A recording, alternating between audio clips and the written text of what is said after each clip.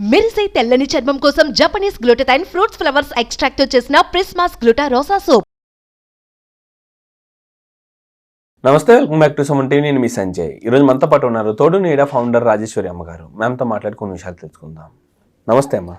నమస్తే సంజయ్. అమ్మ, ఇప్పుడు వరకు శాడిస్ట్ భర్తలు చూసుకున్నాం, కానీ ఇప్పుడున్న జనరేషన్ లో చూసుకుంటే శాడిస్ట్ భార్యలు కూడా కనిపిస్తున్నారు. భర్తలను వేధించే భార్యలు కూడా కనిపిస్తున్నారు, చాలా మంది ఉన్నారు. అలాంటి వాళ్ళు ఉన్న కుటుంబంలో వాళ్ళతో సర్దుకుని పోవాలంటారా?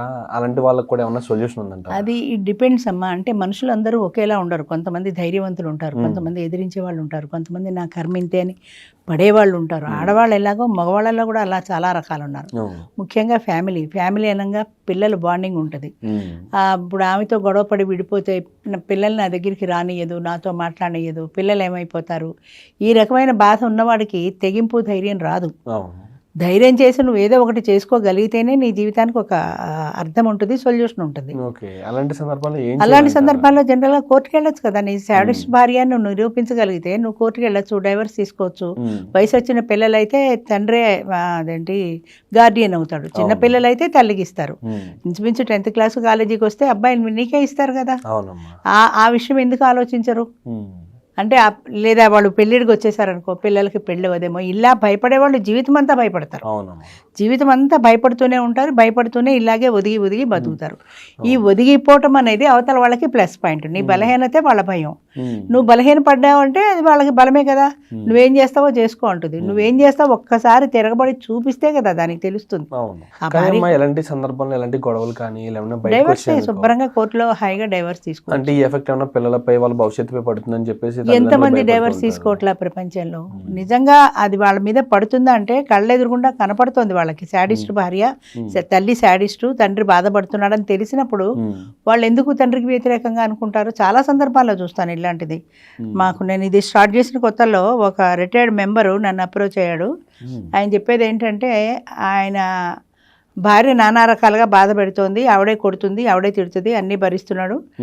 ఒకసారి ఎప్పుడో ఈయన మీద ఎదురెళ్ళి పోలీస్ కేసు కూడా పెట్టింది, నన్ను హ్యారేజ్ చేస్తున్నాడు. పోలీసులు ఈయన పిలిచి తీసుకెళ్లి జైల్లో పెట్టారు.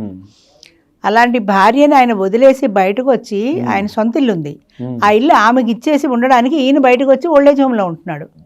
నీకేం కర్మయ్యా, సొంత ఇల్లు ఉండగా ఓల్డేజ్ హోమ్లో ఉంటున్నావు అంటే? పాపం ఆవిడకి ఎవ్వరూ లేదు కదండి, బయటకు వెళ్ళిపోతే ఏమైపోతుంది, ఎలా బ్రతుకుతుంది అని నీ బలహీనత ఆవిడ బలం. హాయిగా ఆమె ఇంట్లో ఆమె ఉంటుంది. పైగా ఈయన నెల పెన్షన్లోంచి ఆమెకి డబ్బులు కూడా పంపిస్తాడు బతకడానికి. నువ్వు ఇన్ని ఫెసిలిటీస్ ఇచ్చిన తర్వాత ముసలి మగుడు నాకు ఉంటాయో, లేకపోతే నేను హాయిగా బతుకుతాను అనుకుంటుంది కదా. ఆమె జీవితం ఎలా అనే భయం లేదు కదా. నువ్వు సెక్యూరిటీ ఇచ్చావు, ఫుడ్ ఇచ్చావు, షెల్టర్ ఇచ్చావు, చాలు 60 ఏళ్ళ జీవితంలో వెళ్ళిపోవడానికి. అలాంటి భయపడే వాళ్ళకి కొన్ని సంవత్సరాలు ఉన్నాడు ఆయన. అలాగా ఆయనకి రెండో పెళ్లి కావాలి, ఆమెకు డైవర్స్ ఇవ్వకుండా పెళ్లి లేదు, ఆమె డైవర్స్ ఇవ్వదు. మరి నువ్వు ధైర్యం చేసి ఎందుకు ప్రూవ్ చేయవు కోర్టులోనంటే?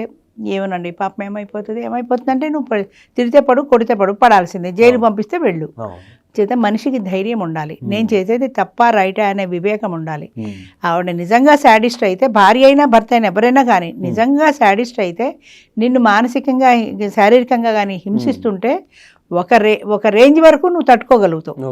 అది దాటిపోయిన తర్వాత నువ్వు తట్టుకోలేవు. ఇంకా ఆ రేంజ్ అనేది ఎలా అంటారు? సంథింగ్ బయట చూసుకుంటే అది కూడా అంతే, మనుషుల్ని బట్టి ఉంటుంది. విడాకులు అనేది ప్రతిదానికి సమాధానం కాదు అంటారు. ఇలాంటి శాడిస్ట్ భర్తలు ఉన్నప్పుడు ఆమె వేదనలు, వేధింపులు ఏ పరిమితి మీరితే ఇలాంటి యాక్షన్స్ తీసుకోవాలంటే? ఇప్పుడు అది కూడా మనుషుల్ని బట్టే ఉంటుంది. ఒక ఇంజెక్షన్ చేయించుకుంటే కొంతమంది తట్టుకోలేరమ్మో, నొప్పి అంటారు. కొంతమంది ఆపరేషన్ చేయించుకున్నా తట్టుకోగలుగుతారు. అంటే నీలో తట్టుకునే శక్తి ఎంతవరకు ఉంది.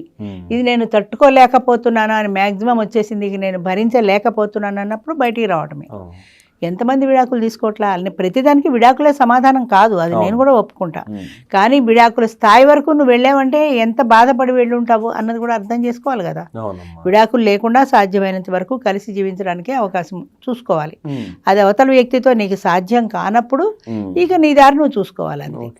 ఒకవేళ ఇలాంటి వేధింపులు గట్రా ఏమన్నా గురైతే పిల్లలపై ఎలాంటి ప్రభావం ఉంటుందంటారు? ఇంట్లో పిల్లల మీద ప్రభావం కొద్దో గొప్ప ఉంటుంది, లేదని నేను అన్నాను. కానీ అమ్మ ఇన్ని రకాల బాధలు పడుతోందన్నప్పుడు పిల్లలు పిల్లలు కూడా అమ్మకి సపోర్ట్గానే ఉంటారు కదా. అవును. అలాంటి శాడిస్ట్ భర్త నుంచి దూరం అయిపోయిందంటే పిల్లలు అయినా సరే కొట్టినా తిట్టినా పడని పిల్లలు కూడా అన్నారు. ఒక వయసు వస్తుంది కొద్దీ పిల్లల్లో కూడా కొంత మెచ్యూరిటీ వస్తుంది. కళ్ళతో ఏది నిజం ఏది అబద్ధమో చూసి జడ్జి చేయగలిగిన కెపాసిటీ వాళ్ళకి వస్తుంది. పిల్లలు ఏమైపోతారంటే పిల్లల్ని దగ్గర పెంచుకో, పెద్దవాళ్ళు అయిన తర్వాత నీకే ఇస్తారు కదా కోర్టు. లేదా ఆమెను నువ్వు ప్రూవ్ చేయగలిగితే, ఆమె సైకాట్రిక్ పేషెంట్ కానీ లేదా శాడిస్ట్ కానీ ప్రూవ్ చేయగలిగితే నువ్వు పిల్లలు చిన్న పిల్లలైనా నీకే ఇస్తారు. అనారోగ్యంతో ఉన్న భార్య దగ్గర ఉండమని చెప్పరు కదా కోర్టు కూడా. దీనికి సొల్యూషన్ ఏం లేదంటారా? అంటే విడాకులు తప్పితే సంథింగ్ ఆమెను మార్చుకునే సొల్యూషన్? ఆమె మార్చుకోగలిగితే అసలు విడాకుల దాకా రాదు కదా. భర్త అయినా భార్య అయినా ఎవరైనా సరే మార్చుకునే స్థాయిలో ఉంటే మారుతారు మనుషులు. రెండే అంశాలండి ఇందులో, భరించగలిగితే భరించడం, భరించలేకపోతే విడిపోవటం. నువ్వు భరించగలిగిన నాళ్ళు భరించు, విడిపోమని నేను చెప్పట్లా, భరించగలిగిన నాళ్ళు భరించు.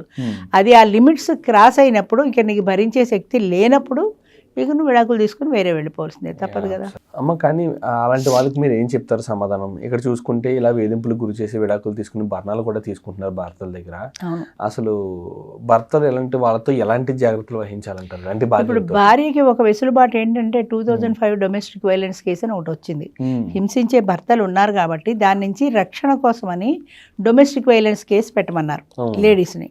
నా భర్త నన్ను హింసిస్తున్నాడని. కానీ అది అవకాశంగా తీసుకొని ప్రతి వాళ్ళు ఇంత తేడా వచ్చినా సరే డొమెస్టిక్ వైలెన్స్ కేసు పెట్టేస్తారు. అవును, మగవాళ్ళు కూడా పెట్టచ్చు అమ్మాయి ఇలాంటి డొమెస్టిక్ కేసు. అది పెళ్ళాం కొట్టిందని ప్రూవ్ చేయగలగాలి కదా. అది మగవాడు వెళ్ళి చెప్పుకోలేడు అందరితో, ఆడది చెప్పుకున్నట్టు. ప్రూవ్ చేయగలిగితే వాళ్ళైనా డొమెస్టిక్ వైలెన్స్ కేసు పెట్టుకోవచ్చు. కానీ అది ఎంతవరకు అంటే నువ్వు కోర్టుకి వెళితే అది నిజమని ప్రూవ్ చేయగలగాలి.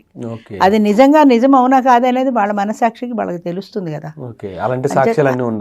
ఉండాలి కదా మరి, లేకుండా కోర్టు ఊరికే డొమెస్టిక్ వైలెన్స్ కేసు పెట్టేస్తే నమ్మరు కదా. అంచేత అది నిజమా అబద్ధమా అనేది తెలియాలి, దాన్ని నువ్వు ప్రూవ్ చేయగలగాలి. అప్పుడు అది డొమెస్టిక్ వైలెన్స్ కేసు అంటే అప్పుడు కోర్టు కూడా ఏమైనా చెప్పగలుగుతుంది. అయితే అన్ని సందర్భాల్లోనూ ఆడవాళ్ళు డొమెస్టిక్ వైలెన్స్ కేసు పెట్టడం కూడా అన్యాయం. ఇప్పుడు వరకట్నం కేసు ఉందనుకోండి, వరకట్నం కోసం హింసించాడు వాడు, అడిగినా అడగకపోయినా సరే అదనపు కట్నం తెమ్మన్నాడు. మొన్న అమ్మాయి ఎవరో చచ్చిపోయింది, డాక్టర్ ఎవరో సూసైడ్ చేసుకుని, అదనపు కట్నం తెమ్మన్నాడు. దీనికి ప్రూఫ్లు ఉండవు, నిజంగా తెమ్మన్నా ప్రూఫ్ ఉండదు, వాడు ఏం చెప్పినా 4 గోళ్ల మధ్యన ప్రూఫ్ ఉండదు. కానీ వాడు అదనపు కట్నం తెమ్మన్నాడు అనేది కేసులో వాళ్ళని ఇరికించడానికే కదా. నిజంగా అయితే ఓకే, తప్పదు. అది నిజంగా అదనపు కట్నం తెమ్మంటే చెప్పాల్సిందే. కానీ నిజమా అబద్ధమా అనేది ప్రూవ్ చేయగలగాలి కదా మనం. భర్తను వేధించే విషయాల్లో 4 గోళ్ల మధ్య వేధించే విషయం కన్నా ఇలాంటి కేసులు పెట్టి వేధించే సంఘటనలు ఎక్కువ ఉన్నాయి. అవును, ఎక్కువ ఉన్నాయి, చాలా ఎక్కువ ఉన్నాయి. వరకట్నం కోసం వేధించాడు అంటే ఒక కేసు వాడి మీద. ఈ మధ్య ఇప్పుడు ఇంకా పోలీసులు కూడా అంత తేలిగ్గా కేసులు పెట్టడలా. ఒకప్పుడు ఇది స్టార్ట్ చేసిన కొత్తల్లో ఈ జీవో ఎప్పుడైతే వచ్చిందో అప్పుడు ప్రతి ఆడది పెట్టేయడం, అత్త, మామ, వదిన, ఆడబిడ్డ, ఈ ముగ్గురిని తీసుకెళ్ళి ముందు జైల్లో పెట్టేస్తారు. తర్వాత నిజమో అబద్ధమో తర్వాత. అంచేత ఇలాంటి అన్యాయపు కేసులు పెడుతున్నారని తెలిసింది కాబట్టి వాళ్ళు కూడా అంత తేలిగ్గా కేసులు తీసుకోవటం, ఎఫ్ఐఆర్ ఫైల్ చేయటం లేదు. అది నిజమో అని అనిపిస్తేనే చేస్తారు. అలాగే 2005 కూడా అంతే, డొమెస్టిక్ వైలెన్స్ అని నా భర్త కొట్టేశాడు, అదే కోసేసుకుని నా భర్త నన్ను కోసేశాడు అంటే మరి దానికి ప్రూఫ్ ఎలా చెప్పగలుగుతారు? అది నిజమని నమ్మితే చేస్తారు, లేకపోతే లేదు. ఒక్కొక్క సందర్భంలో అది నిజమైనా కూడా వాళ్ళు నమ్మకపోవచ్చు. ఇలాంటి వేదనలు మాత్రం పరిమితి మించినప్పుడు మాత్రం ఖచ్చితంగా తప్పనిసరిగా 2005 యాక్ట్ ఒకటి ఉంది వాళ్ళకి సపోర్ట్ గా, అంటే విడాకులకి కంటే ముందు. ఇది లేదంటే ఇంకా విడాకులు. అబ్సల్యూట్లీ. థ్యాంక్ యూ అమ్మా, థ్యాంక్ యూ వెరీ మచ్. నమస్తే.